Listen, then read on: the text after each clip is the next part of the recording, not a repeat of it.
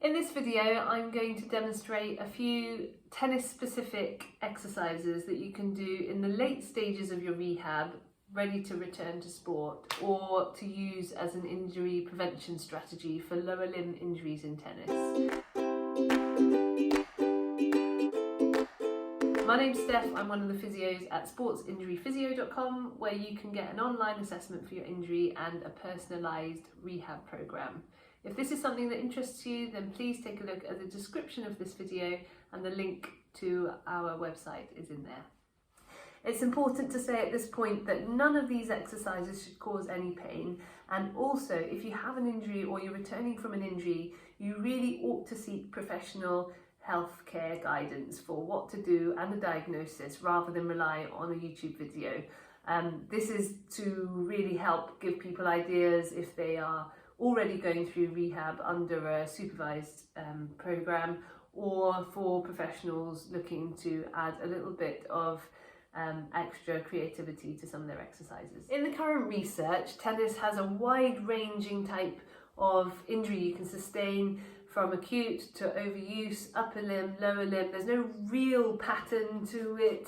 There's lots of different ages, different skill levels, different surfaces that can all contribute to injury. So there's no really good systematic injury prevention program out there for tennis. However, in other sports such as soccer or football, there are some very well researched injury prevention programs such as the FIFA 11 Plus warm-up, which have been shown to significantly reduce injuries. So with these exercises, I've taken some of the FIFA 11 Plus soccer exercises and made them a little bit more tailored and specific to tennis, because some of the movements are quite similar in terms of changing direction, knee stability, hip stability and so on, and balance. So some of them will be similar but not quite the same. Instead of just standing on one leg to practice your balance, you can practice your balance but also be swinging your racket at the same time. You can use the front leg or the back leg, or ideally both, for each stroke, some on the forehand, some on the backhand. And notice that when I'm standing on one leg, I'm trying to keep my hips still, my knee over and in line with my foot and my toes, and trying not to allow the knee to rotate inwards. Ideally, you would work on about 30 seconds of balance work on each leg and repeat it 2 or 3 times. Keeping a good alignment at your hip, knee and foot not only helps to prevent overuse injuries related to alignment issues, but also more severe injuries such as ACL sprains.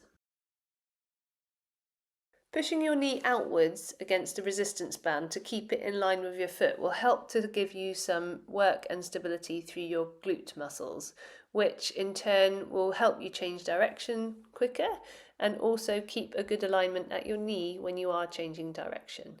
Similarly to the last exercise, you can try and do 30 seconds worth of forehands and backhands, 2 or 3 sets, keeping that alignment really good.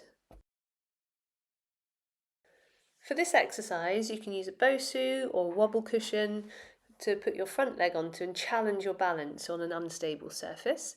For the back foot, you need to come right up onto your tiptoes so that you can try and hold that balance, keeping your hips facing forwards.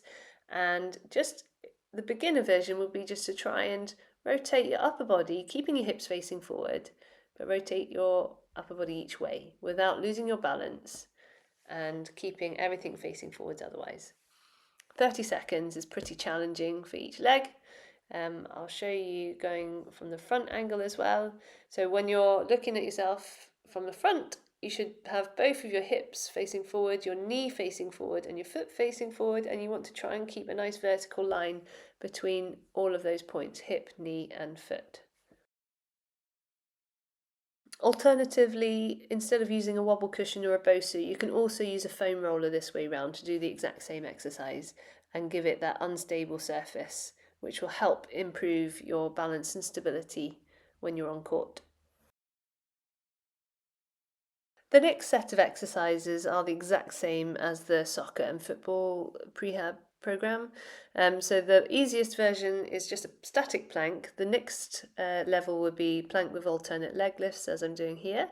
And then the hardest level would be lifting a leg and holding it for 20 to 30 seconds. For lateral stability again, the easiest version is a side plank from your knees and holding it. The next level above or progression would be raising and lowering your hips in the side plank position, and the hardest level would be raising and lowering your leg in a full side plank position for 20 to 30 seconds. The last set of exercises in this series are Nordic hamstrings. You have your feet hooked underneath something or held by someone, and you need to control the lowering, keeping your abs strong.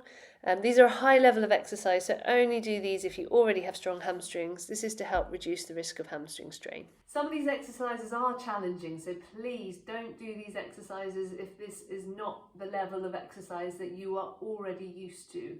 Ideally, you will have been doing some exercises similar to this already, then it will be about the right level. The frequency should be about twice a week for this type of exercise, and ideally aiming for 2 or 3 sets of 20 to 30 second intervals of these exercises. Hope you found that useful. Like I said, this is mostly based on clinical experience rather than a certified rehab program that has already been researched, but hopefully it's given you some ideas and hopefully it helped you.